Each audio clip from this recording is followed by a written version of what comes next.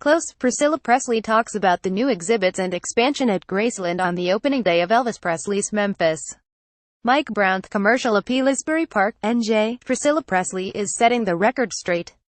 Presley, the former wife of legendary rocker and actor Elvis Presley, is hitting the road, and she's bringing audiences the inside story on life with the king of rock and roll.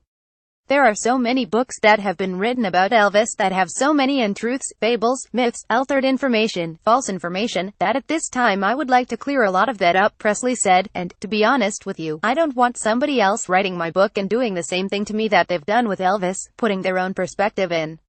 I want to be the one to do that. Presley will be joined in conversation by E Street Band drummer Max Weinberg for Elvis and Me, an evening with Priscilla Presley on October 27 at the State Theater in New Brunswick.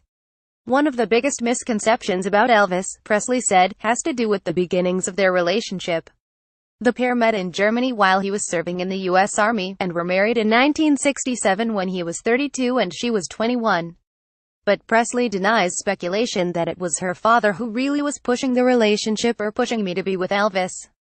Elvis and Priscilla Presley are seen on their wedding day, May 1, 1967, at the Aladdin Hotel in Las Vegas. Photo Associated Press. When Elvis left Germany to come back to the States after serving his time in the Army, my father said, "Now let's get back to our life," and that he was happy that he was gone, Presley said. So it was that kind of a situation. Elvis kept in touch with me as I wrote him letters as well for 2 years, so my parents saw that there was something that was going on and it was more than just friendship. Presley also wants to clarify the story behind the opening of Graceland, Elvis' Memphis estate, which has welcomed more than 20 million tourists since opening to the public in 1982.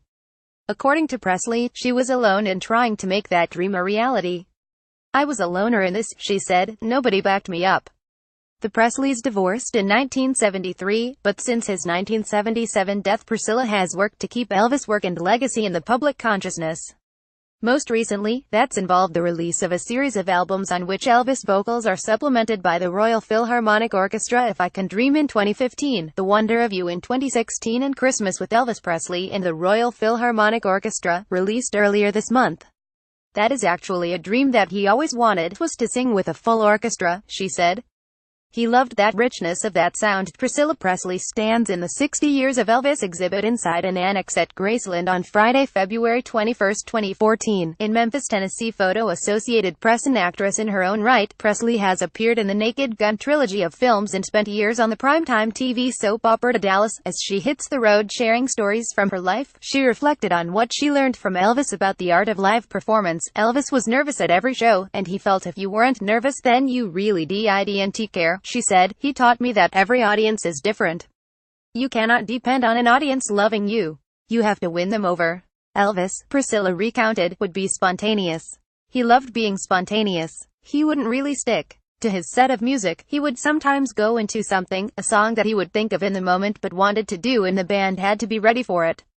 But they pretty much knew him and knew how he would always maybe change the set around and to always expect the unexpected.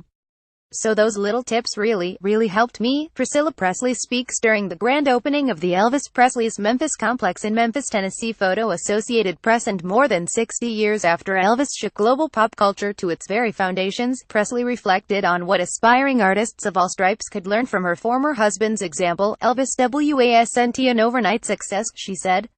"It didn't happen the way maybe you had read it, where he just came on the scene and that was it." Elvis worked high of schools. He worked auditoriums. He worked at malls. He worked at tiny venues in the beginning. You look back and it's like, oh my gosh, I had no idea. He was on the Louisiana Hayride, which would stop at malls or certain areas of a town, whether it be a park or somewhere. It's about hard work and not giving up. You never know what the next day will bring. Follow Alex Peace on Twitter at @ApaziaBreeder. Share this story http://susset.ly2yo6h3x